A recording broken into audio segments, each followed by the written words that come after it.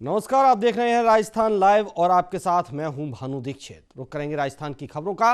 लोकसभा अध्यक्ष और कोटा बूंदी सांसद ओम बिरला आज एक दिवसीय केशोरायपाटन क्षेत्र के दौरे पर रहे। इस दौरान बिरला ने लोगों की जन समस्याएं सुनी, तो वहीं बिरला ने चामुंडा माता मंदिर परिसर में प्रबुद्ध जनों और भाजपा कार्यकर्ताओं से संवाद किया। इस दौरान पूर्व सांसद गोपाल पचेरवाल ने क्षेत्र की प्रमुख समस्या शुगर मिल का संचालन, एक्सप्रेस ट्रेनों का ठहराव, कार्तिक मेला, अतिशय क्षेत्र के लिए बाईपास, केशव मंदिर के जीर्णोद्धार का रुका हुआ कार्य शुरू करवाने और फ्लोराइड पानी के स्थायी समाधान की बात बिरला के सामने रखी। जिसके बाद ओम बिरला पालिका के पूर्व वाइस चेयरमैन पारस जैन के आकस्मिक निधन पर लोकसभा अध्यक्ष ओम बिरला संवेदना उन्होंने व्यक्त करने उनके घर पहुंचे, तो वहीं परिजनों को ढांढस बंधाते हुए पुष्पांजलि अर्पित की। जिसके बाद बिरला ने पंचायत समिति कार्यालय पहुंचे।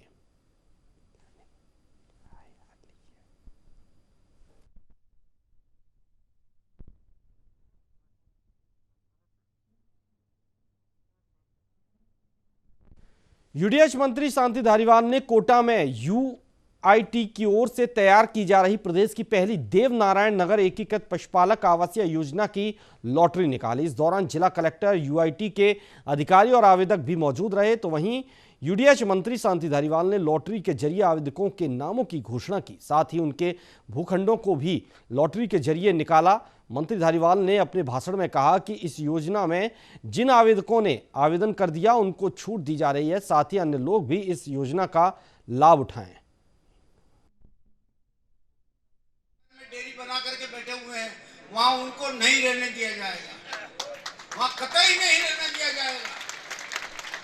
राजी खुशी चले जाएंगे तो ठीक, वरना फोर्स काम में ली जाएगी और फोर्स काम में लेकर के उनको वहां से हटाया जाएगा। क्योंकि हम शहर को ये जानवरों से मुक्त रखना चाहते हैं और इसीलिए ये सारी इतनी बड़ी योजना, करोड़ों अरबों रुपए की ये योजना बनाई गई है, जिसमें बहुत तेजी से काम चल रहा है। मुझे अभी देखने में ही करीब 2.5 घंटे लगे हैं।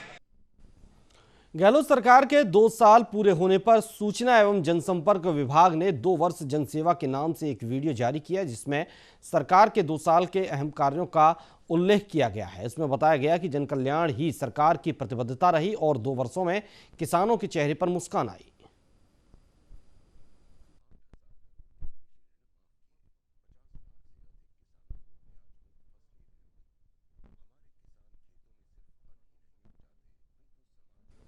सूबे की अशोक गहलोत सरकार 2 साल के कार्यकाल को सफल बता रही है, तो वहीं बीजेपी लगातार गहलोत सरकार पर हमलावर है। सोमवार को बीजेपी मुख्यालय में बीजेपी अल्पसंख्यक मोर्चा के प्रदेश अध्यक्ष एम सादिक खान ने प्रेस वार्ता की और राज्य सरकार की 2 साल की विफलताओं को गिनाया। उन्होंने कहा, राजस्थान वक्फ बोर्ड की संपत्तियों का किराया नहीं आ रहा है। पिछले 2 साल से सभी छात्रवृत्ति पूर्णतया बंद हैं। छात्रों के लिए हायर एजुकेशन लोन बंद कर दिए गए हैं। मुस्लिम समाज को आरपीएससी सदस्य बनाने में भी अनदेखी की गई। अल्पसंख्यक वित्त विकास निगम की गतिविधियों पर विराम लगाया गया। मदरसा बोर्ड को संवैधानिक दर्जा मिलने के बाद भी कोई प्रगति नहीं हो पाई।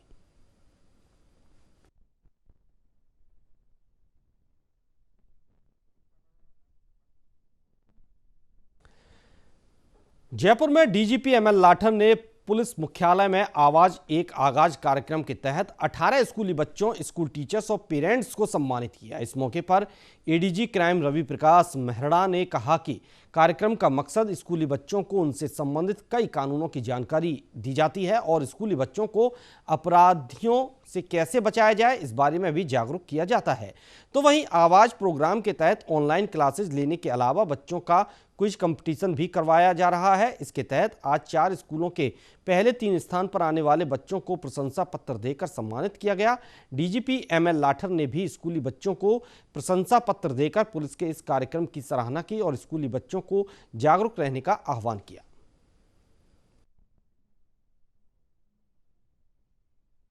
हमारे यहाँ जो पुलिस में एक तो आपको ध्यान होगा, हमारी वेबसाइट पे कोई भी अपने आप को रजिस्टर्ड कर सकता है और पुलिस लाइन में उसके लिए ट्रेनिंग की भी, आत्मरक्षा की करने की भी व्यवस्था हमारे द्वारा की गई है।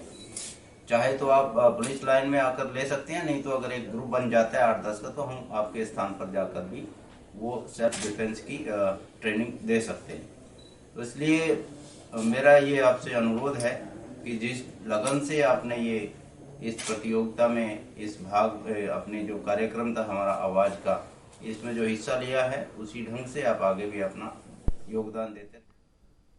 जयपुर में डीएसटी नॉर्थ और ब्रह्मपुरी थाना पुलिस ने संयुक्त रूप से कार्रवाई करते हुए नकली घी के गोदाम पर कार्रवाई करते हुए नकली घी और इसमें इस्तेमाल किए जाने वाले अन्य पदार्थ जब्त किए। डीसीपी नॉर्थ राजीव पचार ने बताया कि ब्रह्मपुरी इलाके में नकली घी बेचे जाने की सूचना मिल रही थी, जिसके बाद एक स्पेशल टीम का गठन करके गोदाम पर दबिश दी गई, जहां से 3 पीपे कृष्णा ब्रांड के और 46 पीपे गोपी वनस्पति के नकली घी से भरे हुए मिले। डीसीपी राजीव पचार ने कहा कि गोदाम संचालक विष्णु गुप्ता के खिलाफ भी मामले में कार्रवाई की जाएगी। ब्रह्मपुरी में डीएसटी टीम और स्थानीय थाने द्वारा नकली घी के पीपे बरामद किए कल। इसमें 3 पीपों पे मार्का कृष्णा घी का था, बाकी लगभग 70 पीपे के आसपास थे जिनके ऊपर कोई मार्का नहीं। खाद्य विभाग की टीम को कल बुला के उसमें सैंपल उठवा दिए गए। कृष्णा जो ट्रेडिंग कंपनी है उसके प्रतिनिधियों से बातचीत जारी है। यदि वो आज आ जाते हैं तो संबंधित जो भी प्रकरण होगा दर्ज करके कार्रवाई करेंगे।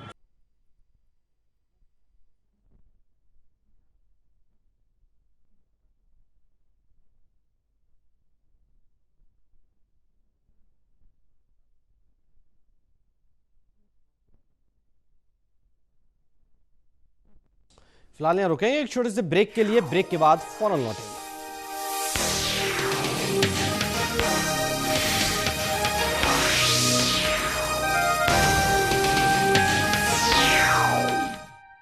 जो भी पके ऐसा पके जहाँ भी जो हो खींचा चला आए MDH मसाले, किचन किंग हो या गरम मसाला, पाव भाजी या चंकी चाट मसाला, असली मसाले सच सच MDH। कोरोना संक्रमण को रोकने के लिए उत्तराखंड सरकार के प्रयासों में अपना योगदान दें। अगर कोरोना का कोई भी लक्षण नजर आए, जैसे खांसी, बुखार या सांस लेने में कठिनाई हो, तो डरे नहीं और न ही छुपाएं। तुरंत डॉक्टर से संपर्क करें। सही समय पर जांच जरूरी है। राज्य सरकार द्वारा कोरोना टेस्टिंग हेतु व्यापक व्यवस्थाएं की गई हैं। कोरोना से बचाव के लिए मास्क पहनना, हाथों को साफ रखना और आपस में 2 गज की दूरी बनाकर रखना जरूरी है। जब तक दवाई नहीं, तब तक ढिलाई नहीं। सांबर मसाला हो या चने का मसाला, कसूरी मेथी या देगी मिर्च, असली मसाले सच सच MDH।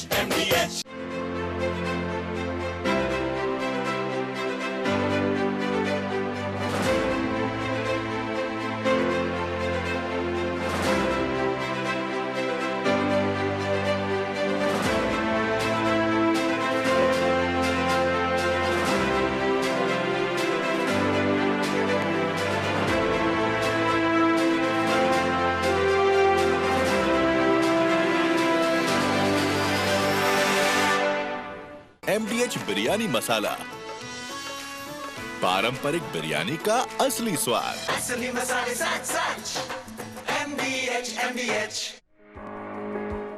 खेतों से, खलियानों से, सड़कों की बदलती सूरत से, शिक्षा में बढ़ते कदमों से, पक्के होते मकानों से,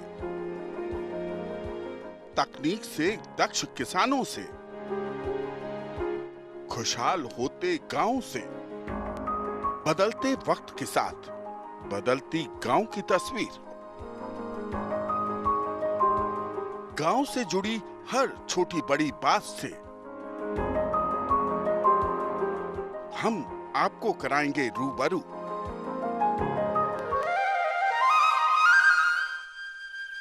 न्यूज इंडिया का खास प्रोग्राम गांव की चौपाल, जल्द ही न्यूज इंडिया पर।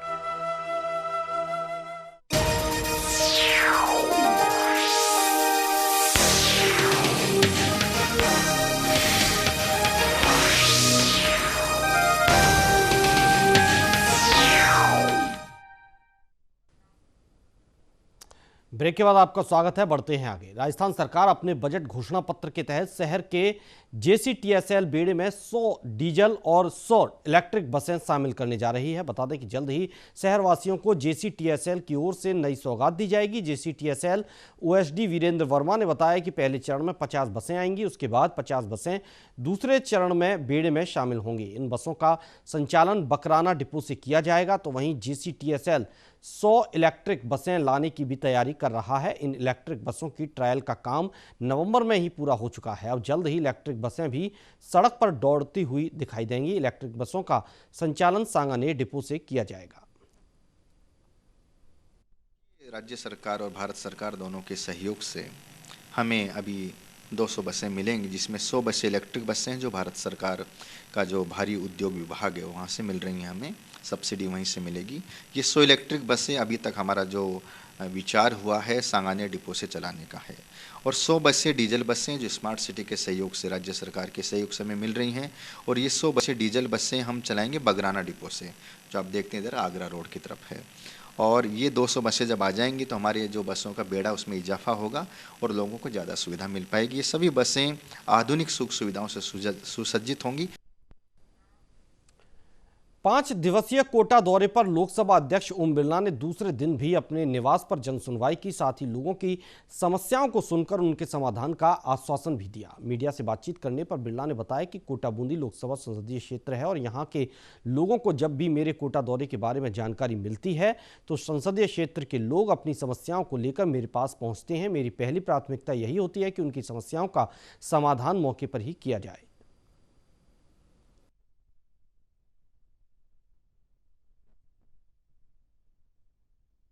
कोटा बूंदी मेरा संसदीय क्षेत्र है। जब भी मैं आता हूँ, लोगों से मिलता हूँ, चर्चा करता हूँ, उनके अभाव अभियोग सुनते हैं, कोशिश करते हैं कि उनके अभाव अभियोग कैसे सुने, उनके एक सहयोगी के रूप में उनके साथ कैसे सहयोग करें।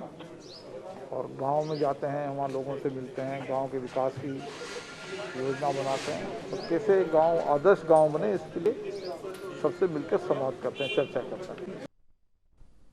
भरतपुर में 8 नगरपालिकाओं में कांग्रेस का बोर्ड बनने पर पूर्व कैबिनेट मंत्री विश्वेंद्र सिंह ने कहा कि भरतपुर जिला सांसद को छोड़कर भाजपा मुक्त हो गया है और सभी निकायों में कांग्रेस का ही कब्जा है। इसके अलावा उन्होंने कहा कि जिले में अब विकास की गंगा बहेगी और रुके हुए विकास कार्य होंगे। उन्होंने राजनीतिक नियुक्तियों के सवाल पर कहा कि मैं कोई ज्योतिषी नहीं हूं, लेकिन प्रदेश अध्यक्ष गोविंद सिंह डोटासरा जल्द संगठन की नियुक्तियां करेंगे और विभागों में रिक्त चल रही राजनीतिक नियुक्तियों को CM अशोक गहलोत करेंगे।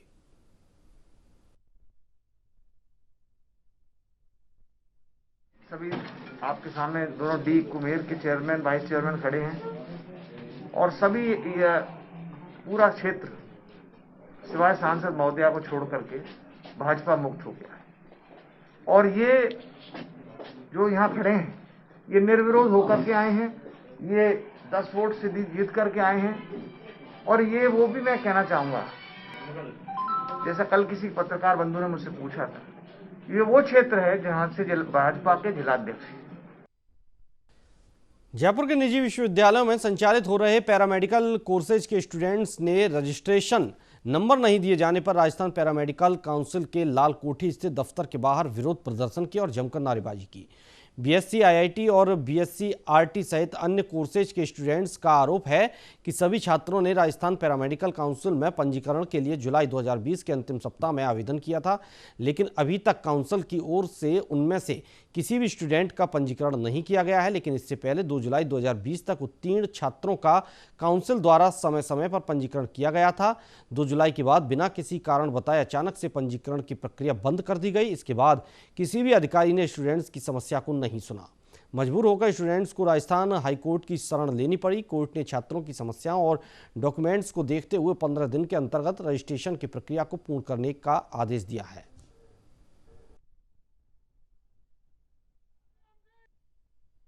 राजस्थान उच्च न्यायालय ने इन स्टूडेंट्स के फेवर में 15 दिन में रजिस्ट्रेशन करने के ऑर्डर दिए थे, लेकिन इन्होंने उनका कंटेम्प्ट किया। अभी तक उनके रजिस्ट्रेशन नहीं किए गए। 18/11/2020 उनको तारीख दी गई थी, अभी तक भी रजिस्ट्रेशन नहीं किए गए। कोर्ट बंद हो चुकी है, लेकिन बच्चों ने कंटेम्प्ट लगा चुके। उसी सिंगल बेंच के ऑर्डर से, उसी एकल पीठ के ऑर्डर से बाहर से जो छात्र फर्जी डिग्री डिप्लोमा करके ला रहे हैं उनसे पैसे खा कर यही RPMC काउंसिल रजिस्ट्रेशन दे रही है। झुंझुनू में एसएफआई ने किसान आंदोलन के समर्थन में शहीद स्मारक से रैली निकालकर कलेक्ट्रेट तक पहुंचे। कलेक्ट्रेट पर किसानों के समर्थन में नारेबाजी कर प्रधानमंत्री नरेंद्र मोदी का पुतला दहन किया और कोर्ट के मुख्य द्वार के दोनों ओर ज्ञापन चस्पा किया गया। साथ ही किसान आंदोलन में जो शहीद हुए हैं उनको याद करते हुए 2 मिनट का मौन धारण किया गया। इस दौरान जन विचार मंच के संयोजक ने बताया कि भारत का किसान लगातार 24 दिनों से दिल्ली की सड़कों पर आंदोलन कर रहा है। Students federation of India SFI, DYFI और जन विचार मंच के साथियों ने जो पिछले 20-25 दिन से आंदोलनरत किसान हैं उनके समर्थन में इस रैली और प्रधानमंत्री मोदी का पुतला दहन का कार्यक्रम किया है। हम केंद्र की सरकार को चेतावनी देना चाहते हैं कि देश के जितने किसान हैं, देश का जो अन्नदाता है, वो पिछले 25 दिन से सड़कों पर पड़ा हुआ है और आपकी संवेदनहीन सरकार जो हठधर्मिता करके बैठी है, किसानों की बात भी सुनने के लिए तैयार नहीं है। तो हम सरकार को कहना चाहते हैं कि वो इस मुगालते में ना रहे कि वो इस आंदोलन को दबा देगी, क्योंकि पूरे देश का किसान और उन किसान परिवारों से जुड़े हुए नौजवान विद्यार्थी इस आंदोलन के समर्थन में खड़े हैं। हमने आज ये पुतला दहन का कार्यक्रम किया है। फिलहाल यहाँ रुकेंगे एक छोटे से ब्रेक के लिए। ब्रेक के बाद फौरन लौटेंगे।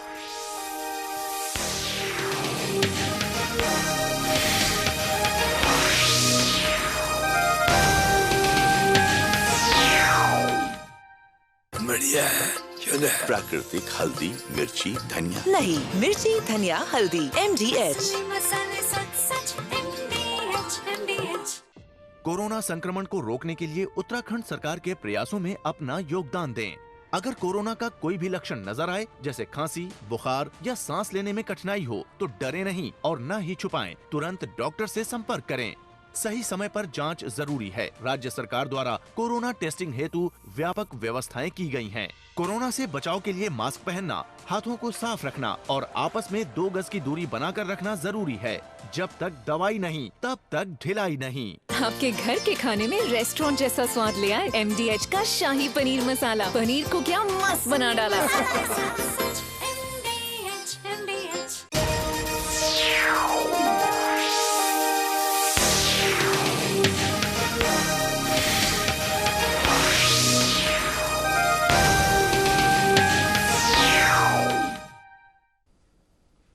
ब्रेक के बाद आपका स्वागत है। बढ़ते हैं आगे। झुंझुनू में किसानों का धरना कलेक्ट्रेट पर 8वें दिन भी जारी रहा। किसानों ने 12 घंटे की भूख हड़ताल कर आंदोलन को तेज करने के संकेत दिए। इस मौके पर आम आदमी पार्टी के जिलाध्यक्ष शुभकरण सिंह महला ने कहा कि जब तक कृषि विधेयकों को सरकार वापस नहीं ले लेती, आंदोलन जारी रहेगा। तो वहीं 23 दिसंबर को किसान दिवस भी धरना स्थल पर मनाया जाएगा। इसके अलावा 27 दिसंबर को प्रधानमंत्री के मन की बात का विरोध करने का फैसला भी लिया गया है। इस दिन सभी किसान थाली और ताली बजाकर प्रधानमंत्री के मन की बात का विरोध करेंगे। देश के किसान आज से 26वें दिन लगातार दिल्ली के बॉर्डर पर कड़ाके की ठंड में इस निर्दयी सरकार का विरोध करते हुए तीनों कानून वापस के अपने डिमांड के लिए बैठे हुए हैं। लेकिन इस सरकार को कोई रहम नहीं है।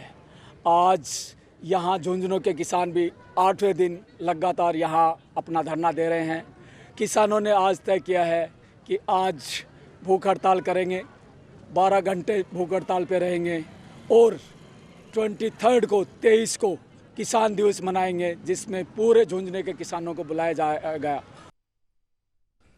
धौलपुर जिले भर के पटवारियों ने सोमवार को राजस्थान पटवार संघ के आह्वान पर गांधी पार्क में सभा कर राज्य सरकार के खिलाफ आक्रोश व्यक्त किया। सभा के बाद पटवार संघ ने मौन रैली का आयोजन कर वेतन विसंगति और ग्रेड पे बढ़ाने, ACR वेतन कटौती सहित अन्य मांगों को लेकर जिला कलेक्टर राकेश कुमार जायसवाल को मुख्यमंत्री के नाम ज्ञापन सौंपा है।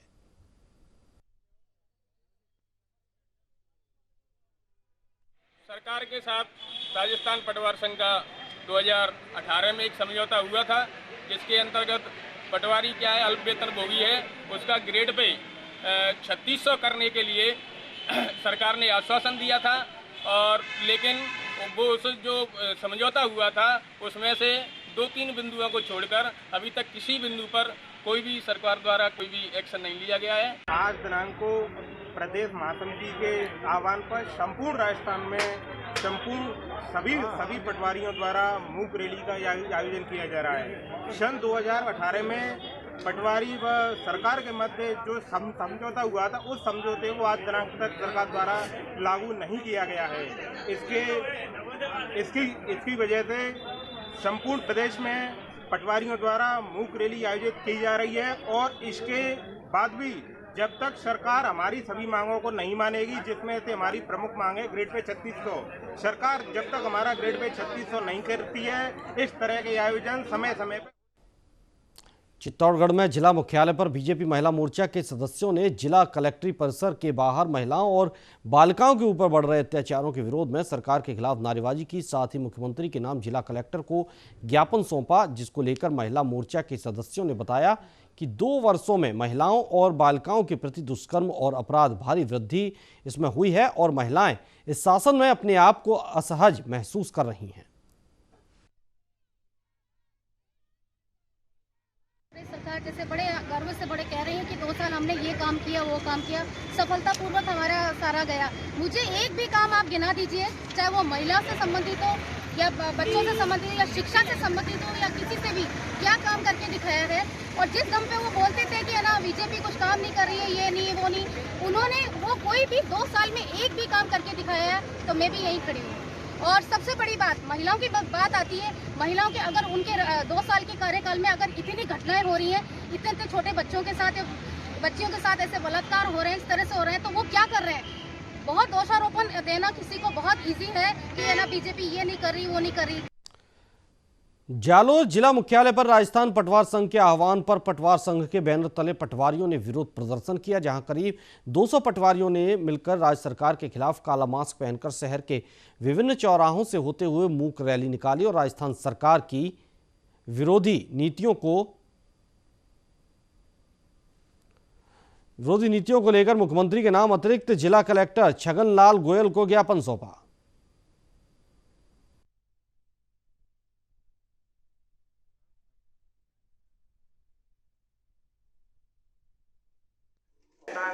पटवार संघ के प्रदेश व्यापी आह्वान पर आज राजस्थान के सभी जिला मुख्यालय पर मूक रैली का आयोजन किया जा रहा है, जिसमें राजस्थान के सभी पटवारियों की जो हमारी मुख्य मांग है वो 3700 पे ग्रेड को लेकर के हैं और आज हम गांधीवादी तरीके से मूक रैली का आयोजन करने जा रहे हैं। यदि राज्य सरकार समय रहते हमारी मांग पर ध्यान नहीं दिया तो आने वाली 9 जनवरी को हम उग्र आंदोलन पर उतरेंगे। दौसा खादी समिति में आयोजित मतदाता पुनरीक्षण कार्यक्रम के अंतिम दिन कलेक्टर पीयूष सामरिया ने मतदाताओं का सम्मान किया, जिसके चलते दौसा खादी द्वारा निर्मित कपड़े और वस्तुओं का कलेक्टर ने अवलोकन किया। इसमें राष्ट्रीय ध्वज तिरंगे में काम आने वाला कपड़ा दौसा खादी समिति द्वारा ही बनाया जाता है। मुख्यमंत्री अशोक गहलोत के द्वारा पहने जाने वाले कपड़े में भी दौसा खादी के द्वारा निर्मित कपड़ों का ही इस्तेमाल किया जाता है, जिसे देख जिला कलेक्टर पीयूष सामरिया अभिभूत हो गए। उन्होंने कहा कि पुनरीक्षण मतदाता कार्यक्रम के अंतिम दिन आयोजित समारोह में खादी समिति के मंत्री अनिल कुमार शर्मा ने मतदाता पुनरीक्षण कार्यक्रम के सहयोग करने वाले लोगों को सम्मानित किया। जो है चुनाव आयोग द्वारा गठित एक अभियान चलाया था, जिसमें हमारे युवा मतदाताओं को जोड़ने की एक प्रक्रिया की गई थी। आज इसका समापन कार्यक्रम है और इसमें विशेष रूप से बताना चाहूँगा कि ये खादी ग्राम उद्योग समिति दौसा के सहयोग से आज हमने यहाँ इसका किया है दौसा शहर में, क्योंकि ये दौसा में एक इतिहास रहा है खादी को लेकर और जो भी हमारे खादी वस्त्र हैं उनको एक प्रचार के लिए भी और जितने भी परिवार। झुंझुनू के समीपवर्ती गांव भीमसर में एक जमीन पर 4 दीवारी बनाने को लेकर विवाद हो गया। विवाद इतना बढ़ गया कि मौके पर झुंझुनू एसडीएम और सीओ ग्रामीण भी पहुंचे। उसके बाद पुलिस पहरे में 4 दीवारी का निर्माण करवाया गया। जानकारी के मुताबिक गांव में स्थित मस्जिद के समीप एक खाली जमीन थी, जिस पर जमीन के मालिक ने 4 दीवारी करनी शुरू की। विवाद इतना बढ़ गया कि पुलिस और प्रशासन दोनों मौके पर पहुंचे। जमीन मालिक के कागजात देखने के बाद एसडीएम ने विरोध कर रहे लोगों को समझाया कि कानूनन रूप से जमीन मालिक अपनी जमीन पर 4 दीवारी बना सकता है। इसी के साथ राजस्थान लाइव में फिलहाल इतना ही। लगातार अपडेट और ताज़ा तरीन खबरों के लिए आप देखते रहिए न्यूज़ इंडिया।